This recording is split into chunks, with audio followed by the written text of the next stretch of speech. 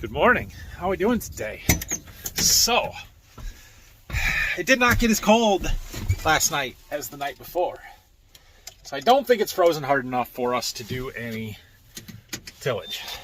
Or, I'm sorry, shelling. Dad is doing some tillage. We might try some double crop beans later today. I think we need to wait for the frost to burn off and see what the ground conditions are like. And then we're going to go up and look at the bean field. We got 70 acres of double crops to run yet, and who knows? We'll see what they do.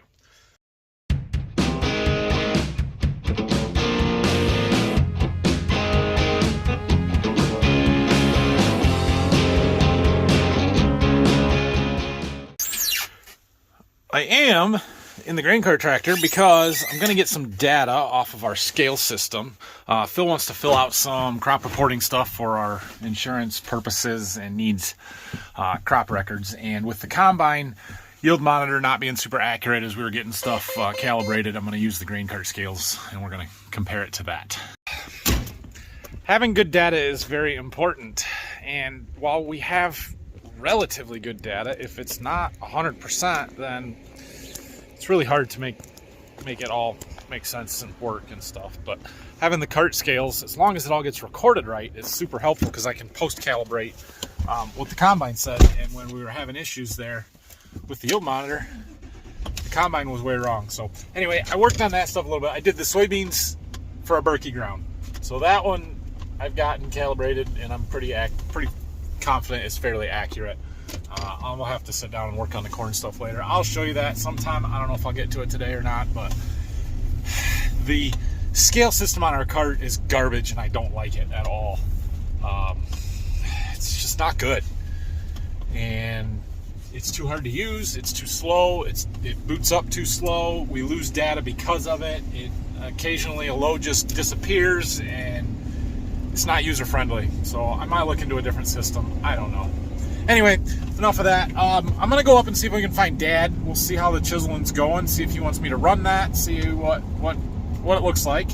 And then maybe later, although it's getting cloudy on us now, we'll go look at those double crop beans. Well, he's making progress. Getting across this field, that's awesome. He's gotten quite a bit done here this morning. You might ask why we're ripping corn stalks. We don't usually rip up our corn stalks. We usually do the bean stubble and stuff that will get planted to corn next year.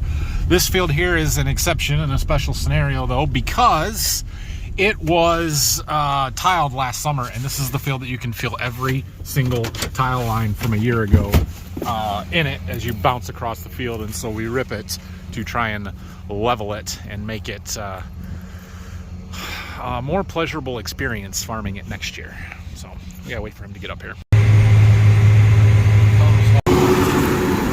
Well, it's starting to thaw and get a little sloppy, but he's doing pretty good. Most of it's pulling really nice. It's just getting a little slick. So he's gonna keep moving for a little while here at least. Cool. All right, we're gonna run up to that double crop field and just see what things look like. So here's the field of beans that we've got to do yet. You can see that's a stellar bean crop. I mean, they're just outstanding out here. Oh yeah, there's not a lot out here, but it is worth getting them, so we are gonna get them. Let's see. Yeah, they're a little soft yet, or not real crunchy.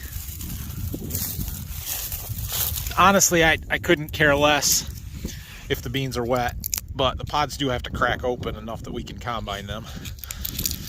And give them a little bit of time and they might not be too bad. Look at that, it was a 4-beaner. Double crop, 4-beaner.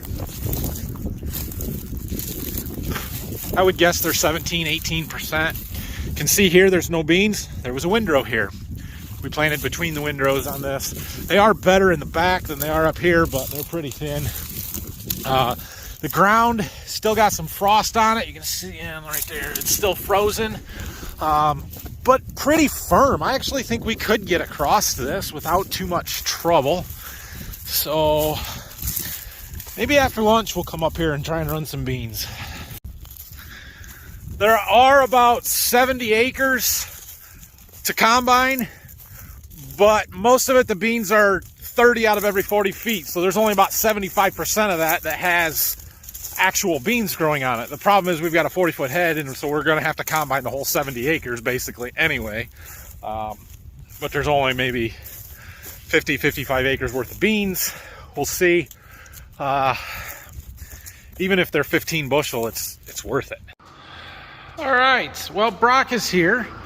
I had him do a little bit of mowing, touching up some dikes and stuff that we had combined around the last couple of days, and then cleaned the mower off. So he took the leaf blower out and got that blown off. We're gonna go check the double crop field again and see what it looks like now, but I think we're gonna go and try and do that. So we'll check it, and then we'll come back and get the combine switched over to combine beans. It's warmed up to about 45 degrees, so the ground is no longer frozen at all, but it is. Oh, that's a no-go. We can walk out here a little farther, but it's gotten slimy. That's gonna be a problem. No go. I'm not doing it. I had one bean crack. Other ones, you know. I don't know that we'll ever have better conditions, but these aren't good enough. Not for today. Dang it. Well, now what do I do?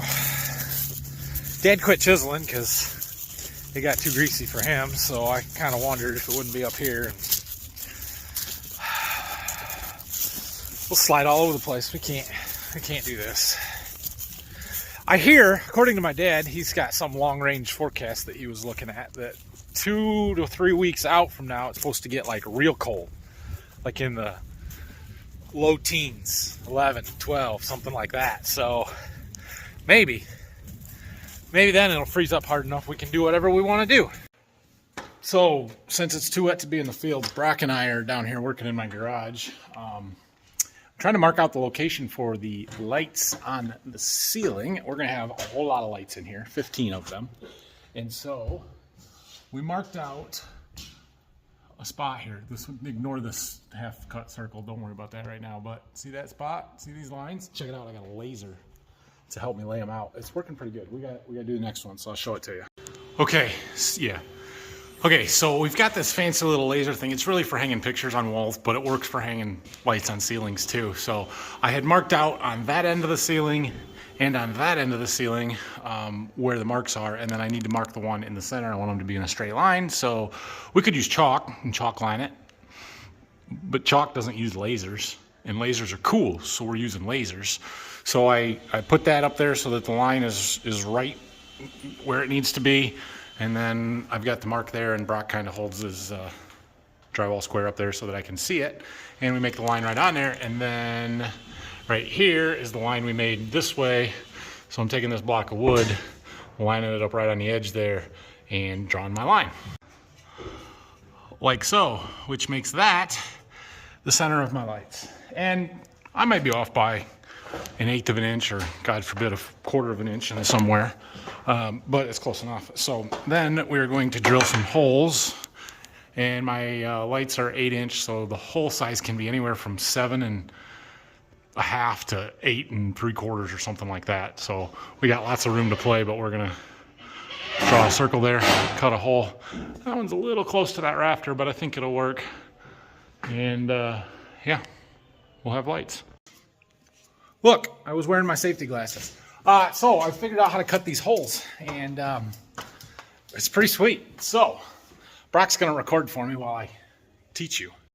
Okay, so we've got our axe, right? And I made this fancy little circle cutting jig, homemade because I'm cheap. Take my drywall screw, and we put it right on the point. Start it a little bit. And then we take our driver, run it in, enough that it will stay. Safety glasses, that's what I got. Then we turn it on.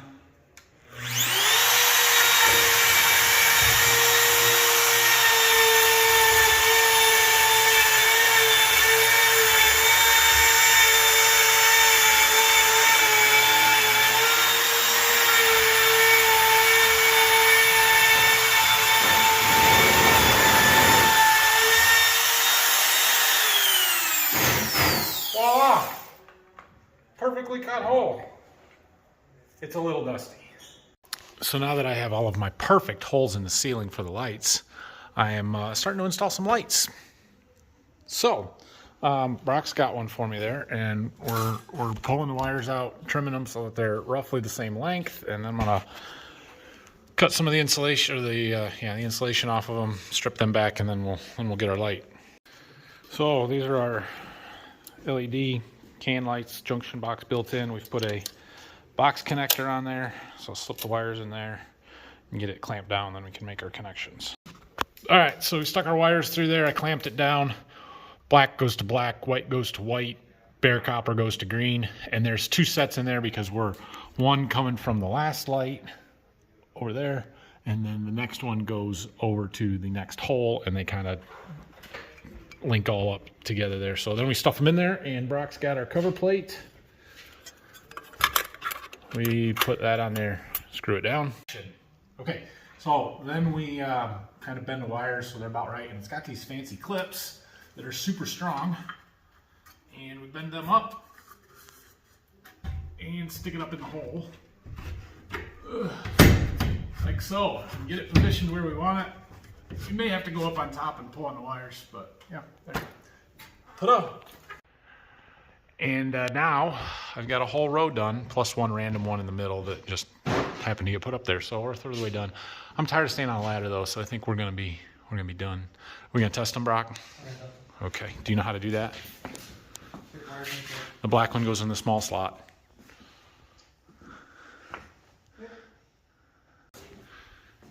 There, you got it. Check it out. Awesome. It's gonna be bright but not overbearing, I think. And we can put dimmers in if we need to, but I think that's gonna work really well. I do need to finish the drywall. That'll happen eventually, not anytime soon. So we're putting the lights up. All right, so I have needed to get my drone out for a while and take some pictures of all those water and electric lines and gas line that I buried down at my house there. Well, they started dumping some sand today, like they're gonna work on my leach field. So I figure I better get those pictures taken sooner rather than later. So we're gonna attempt to fly right now.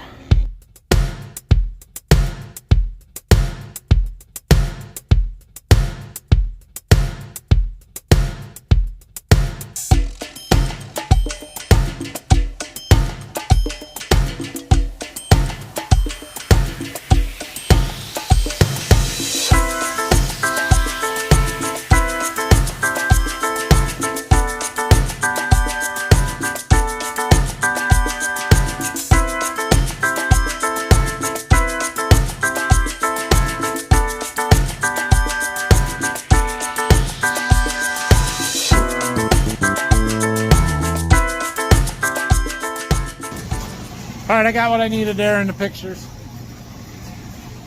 I did it. I didn't want to do it, but I did it anyway.